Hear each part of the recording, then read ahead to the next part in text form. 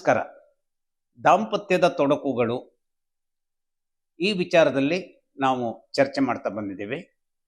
ಸಿಂಹರಾಶಿಯವರಿಗೆ ಯಾವ ರೀತಿಯಲ್ಲಿ ತೊಡಕುಗಳು ಎದುರಾಗಬಹುದು, ಸುಖ ಎದುರಾಗುವಂತಹದ್ದು ಕೂಡ ಎಷ್ಟು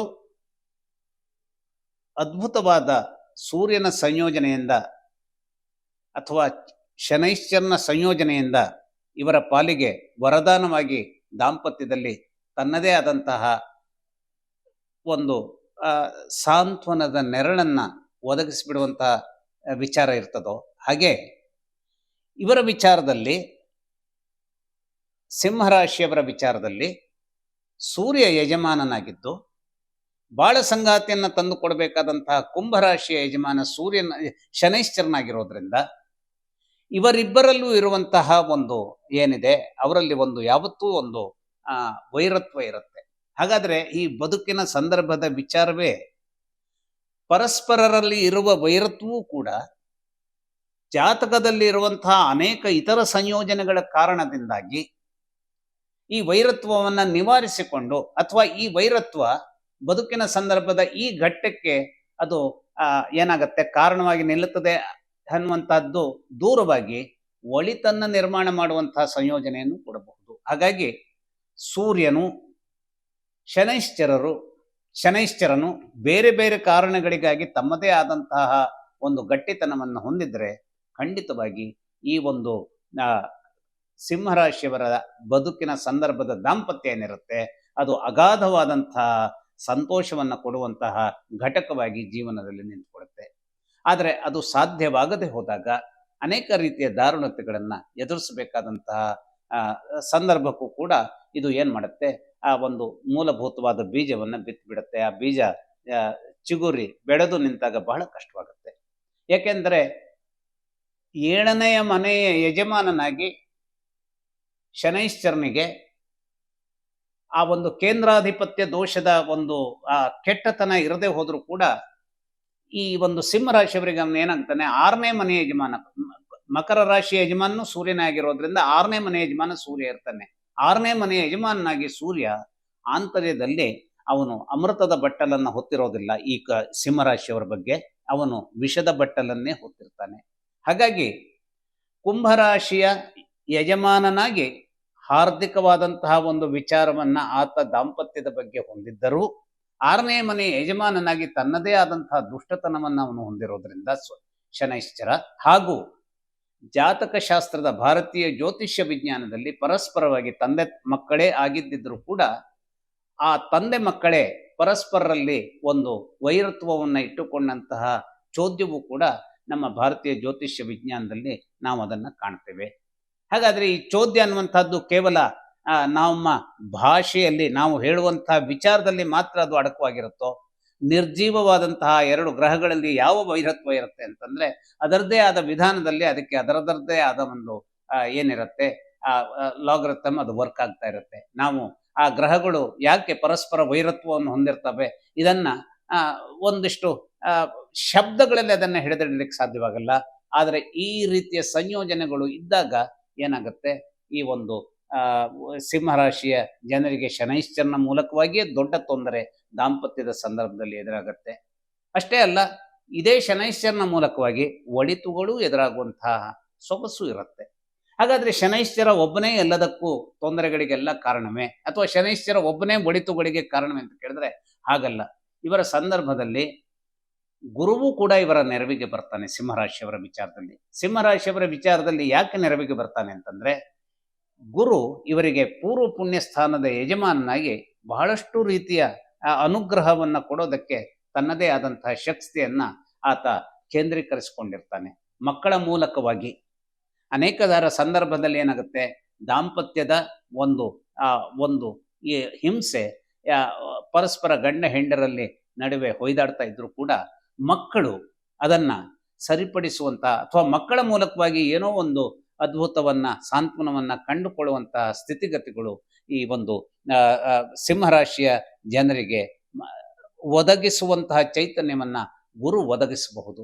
ಅಷ್ಟೇ ಅಲ್ಲ, ಉದ್ರೇಕವನ್ನಗೊಳಿಸುವಂತಹ ವಿಚಾರದಲ್ಲಿ ತನ್ನದೇ ಆದಂತಹ ಕೆಟ್ಟ ಪಾತ್ರವನ್ನು ನಿರ್ವಹಿಸಬಹುದಾದಂತಹ ಆ ಏನು ಮಂಗಳ ಇದ್ದಾನೆ, ಅವನು ಸಿಂಹರಾಶಿಯವರಿಗೆ ಯೋಗಕಾರಕನಾಗಿರೋದ್ರಿಂದ ಅನೇಕ ರೂಪದ, ಅನೇಕ ರೀತಿಯ ಧೈರ್ಯ ಹಾಗೂ ಅನೇಕ ರೀತಿಯ ಸುಖದ ವಿಚಾರಕ್ಕಾಗಿ ಅವನ ಬೆಂಬಲ, ಹಾಗೆಯೇ ಭಾಗ್ಯದ ವಿಚಾರಕ್ಕಾಗಿ ಅಥವಾ ಕೆಲಸದ ವಿಚಾರಕ್ಕಾಗಿ ಅವನ ಬೆಂಬಲ ಇವರಿಗೆ ಸಿಗೋದ್ರಿಂದ, ಸಿಂಹರಾಶಿಯವರಿಗೆ ಸಿಗೋದ್ರಿಂದ ಮಂಗಳನ ಮೂಲಕವಾಗಿಯೂ ದಾಂಪತ್ಯದ ಅನ್ಯೋನ್ಯತೆ ಒದಗಿ ಬರಲಿಕ್ಕೆ ಸಾಧ್ಯವಾಗುವಂತಹ ಶಕ್ತಿ ಇವರಿಗೆ ಕೂಡಿ ಬರುತ್ತೆ. ಅಷ್ಟೇ ಅಲ್ಲ, ಗಜಕೇಸರಿ ಯೋಗ ಸಶಕ್ತವಾಗಿದ್ದಲ್ಲಿ ಕುಂಭರಾಶಿಯ ಈ ಒಂದು ಸಿಂಹರಾಶಿಯವರ ಸಂದರ್ಭದ ದಾಂಪತ್ಯಕ್ಕೆ ಒಂದು ವಿಶೇಷ ಮೆರುಗು ಬರೋದಕ್ಕೂ ಸಾಧ್ಯತೆ ಇರುತ್ತೆ. ಹಾಗೆಯೇ ಈ ಒಂದು ಏನು ಗಜಕೇಸರಿ ಯೋಗ ಅನ್ನುವಂಥದ್ದನ್ನು ನಾನು ಹೇಳಿದೆ, ಆ ಗಜಕೇಸರಿ ಯೋಗದ ಪಾರ್ಟ್ನರ್ ಆದಂತಹ ಚಂದ್ರ ಈ ಸಿಂಹರಾಶಿಯವರಿಗೆ ನಷ್ಟದ ಮನೆಯ ಯಜಮಾನನಾಗಿರೋದ್ರಿಂದ ಬಾಳ ಸಂಗಾತಿಯ ಮೂಲಕವಾಗಿ ಅನೇಕ ರೀತಿಯ ನಷ್ಟಗಳೂ ಒದಗಿ ಬರೋದಕ್ಕೆ ಸಾಧ್ಯತೆ ಇರುತ್ತೆ. ಹಾಗಾದ್ರೆ ಇವೆಲ್ಲವೂ ಯಾಕಾಗಿ ಎಲ್ಲೆಲ್ಲಿ ಹೇಗೆ ಆಗತ್ತೆ ಅಂತಂದ್ರೆ, ಅದು ತನ್ನದೇ ಆದಂತಹ ಅನೇಕ ಅದನ್ನ ನಾವು ಇವತ್ತು ಕೋಷ್ಟಕಗಳು ಅಂತಂದ್ರೆ ಈಕ್ವೇಶನ್, ಸಮೀಕರಣಗಳು ಅಂತ ನಾವು ಏನು ಹೇಳ್ತೇವೆ, ಆ ಸಮೀಕರಣಗಳ ಮೂಲಕ ಸಾಧ್ಯವಾಗುವಂತಹದ್ದು ಜಾತಕದಲ್ಲಿ ಇದ್ದು ಬಿಡುತ್ತೆ. ಇಂತಹ ಇದ್ದು ಬಿಡುವಂತಹ ಸಂದರ್ಭದಲ್ಲಿ ನಾವು ಏನನ್ನ ಮಾಡಬೇಕು? ಬಾಳ ಸಂಗಾತಿಯ ಸಂದರ್ಭದಲ್ಲಿ ಬಾಳ ಸಂಗಾತಿ ಬೀಳದಂತೆ, ಎಡವದಂತೆ ಏನ್ ಮಾಡ್ಬೇಕಾಗತ್ತೆ? ಪರಸ್ಪರರಲ್ಲಿ ಒಂದು ರೀತಿಯ ಆ ಒಂದು ತಿಳುವಳಿಕೆ ಅಥವಾ ಒಂದು ಉದಾರತೆ ಅಥವಾ ನಾನು ಕಾಂಪ್ರಮೈಸ್ ಮಾಡ್ಕೊಂಡು ಹೋಗ್ತೇನೆ ಅನ್ನುವಂತಹ ಒಂದು ದೈವತ್ವದ ಒಂದು ಸಿದ್ಧಿಸಬೇಕಾಗತ್ತೆ. ಎಲ್ಲಿಯೂ ಕೂಡ ಯಾವ ದಾಂಪತ್ಯವೂ ಕೂಡ 100ಕ್ಕೆ 100 ಸಂಪೂರ್ಣವಾದಂತಹ ಸಾಫಲ್ಯವನ್ನ ಹೊಂದುವಂತಹ ಸ್ಥಿತಿಗತಿಗಳಲ್ಲಿ ಇರೋದಿಲ್ಲ. ಆದರೆ ಕೆಲವರು ಅದನ್ನ ರೂಪಿಸಿಕೊಂಡಿರ್ತಾರೆ. ಇದು ಬಹಳ ಆಶ್ಚರ್ಯ ಆಗಬಹುದು. ಹೆಂಡತಿ ಏನನ್ನೂ ಮಾಡಲಿ, ನಾನು ಅವಳನ್ನ ಪ್ರಶ್ನೆ ಮಾಡುವಂತಹದ್ದಕ್ಕೆ ಹೋಗೋದಿಲ್ಲ ಅನ್ನುವಂತಹ ಪುರುಷರಿದ್ದಾರೆ. ಹಾಗೆಯೇ ಗಂಡ ಏನನ್ನೇ ಮಾಡಲಿ, ನಾನು ಪ್ರಶ್ನೆ ಮಾಡುವಂತಹದ್ದಕ್ಕೆ ಹೋಗೋದಿಲ್ಲ. ಆದರೆ ಪ್ರಶ್ನೆ ಮಾಡೋದೇ ಇಲ್ವೇ ಅಂತ ಕೇಳಿದ್ರೆ, ಯಾರೂ ಇಲ್ಲದ ಸಂದರ್ಭದಲ್ಲಿ ಯಾಕೆ ಹೀಗೆ ಮಾಡ್ತಾ ಇದ್ದೀರಿ ಅಂತ ಒಂದು ಆ ಏನನ್ನೋ ಬೇಕಾಗಿರೋದನ್ನ ಮಾಡದೇ ಇರುವಂತಹ ಬಾಳ ಸಂಗಾತಿಗೂ ಕೂಡ ಬಾಳ ಸಂಗಾತಿ ಕೇಳಿದಂತಹ ಪ್ರಶ್ನೆಯ ರೀತಿಯ ಆ ಒಂದು ಶಾಂತತೆ ಅಥವಾ ಒಂದು ಸುಹಾಸಕರತೆಯ ಅಥವಾ ಹೌದು ನನ್ನಿಂದಾಗಿ ಇವಳು, ನನ್ನಿಂದಾಗಿ ಇವನು ನರಳಲ್ಪಟ್ಟಿದ್ದಾಳೆ ಅನ್ನುವಂಥ ವಿಷಯ ಗ್ರಹಿಕೆಗೆ ಬಂದಾಗ ಸಂಪೂರ್ಣವಾದಂತಹ ತಮ್ಮ ದಾರಿಯನ್ನ, ತಮ್ಮದೇ ಆದಂತಹ ಆ ಒಂದು ಕೆಲವು ಏನು ವ್ಯತ್ಯಸ್ತ ಗುಣಗಳನ್ನು ಸರಿಪಡಿಸಿಕೊಳ್ಳುವಂತಹ ಹಾರ್ದಿಕತೆಯನ್ನು ರೂಪಿಸಿಕೊಂಡವರು ಕೂಡ ಅನೇಕ ರೀತಿಯಲ್ಲಿ ನಮ್ಮ ನಡುವೆ ಇದ್ದಾರೆ.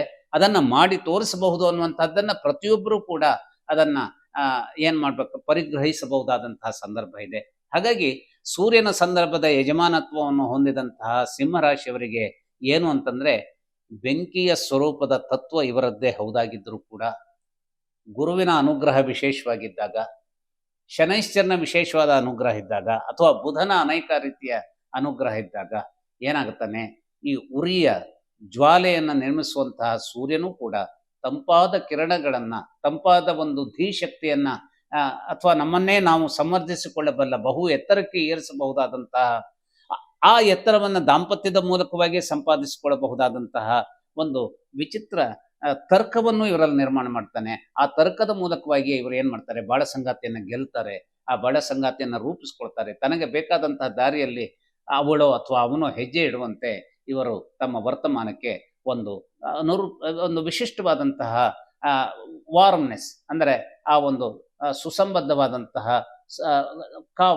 ಕಾವು ಅಂತಂದ್ರೆ ಏನು, ಇಲ್ಲಿ ಸುಡುವಂತಹ ಕಾವಲ್ಲ, ಅದು ಜೀವನದ ಸಂದರ್ಭಕ್ಕೆ ಒಳಿತಾಗುವಂತಹ ಕಾವು. ಹೇಗೆ ಮನುಷ್ಯನ ದೇಹಕ್ಕೆ ಒಂದು ರೀತಿಯ ಉಷ್ಣತೆ ಇರಲೇಬೇಕೋ, ಅದು ಜಾಸ್ತಿ ಆದಾಗ ಜ್ವರವಾಗಿ ಅದು ಪರಿಗಣಿಸುತ್ತೆ, ಅದು ಕಡಿಮೆ ಆದಾಗ ಸಾವಿಗೆ ಹೋಗುವಂತಹ ದಾರಿಯನ್ನ ಅದು ನಿರ್ಮಾಣ ಮಾಡುತ್ತೆ. ಯಾಕೆಂದ್ರೆ ಪೂರ್ತಿ ತಣ್ಣಗಾದಂತಹ ದೇಹ ಏನಾಗುತ್ತೆ, ಅದು ನಮ್ಮ ಸತ್ತಾಗ ಮಾತ್ರ ಅದು ಪೂರ್ತಿ ತಣ್ಣಗಾಗುವಂತಹ ದೇಹವಾಗಿರುತ್ತೆ. ಆದರೆ ಆ ಕಾವು ಅನ್ನುವಂಥದ್ದು ಆ ಸರಿಯಾದ ಸಂದರ್ಭದ ಒಂದು ಕಾವೇನಿದೆ, ಅದು ಜೀವನದ ಸಂದರ್ಭದಲ್ಲಿ ಅನೇಕ ರೀತಿಯ ದಿನವೂ ಹೊಸತನ್ನ ನಾನು ಪಡೆಯಬಹುದು ಅನ್ನುವಂಥದ್ದನ್ನ ಕನಸು ಕಾಣಲು ಹಾಗೂ ಕನಸು ಕಾಣಲಿಕ್ಕೆ ಬೇಕಾದಂತಹ ಸಂವಿಧಾನಗಳನ್ನ ರೂಪಿಸಿಕೊಳ್ಳಲು ಮತ್ತು ಆ ಒಂದು ಕನಸಿಗೆ ಬೇಕಾದಂತಹ ಘಟಕಕ್ಕಾಗಿ ತಮ್ಮ ಪ್ರಯತ್ನಗಳ ಮೂಲಕವಾಗಿ ಸಾಗಲಿಕ್ಕೂ ಇವರಿಗೆ ಶಕ್ತಿ ಇರುತ್ತೆ. ಹಾಗಾದ್ರೆ ಈ ಸೂರ್ಯನಿಗೆ ವಿಶೇಷವಾದ ಶಕ್ತಿ ಒದಗೋದು ಯಾರಿಂದ?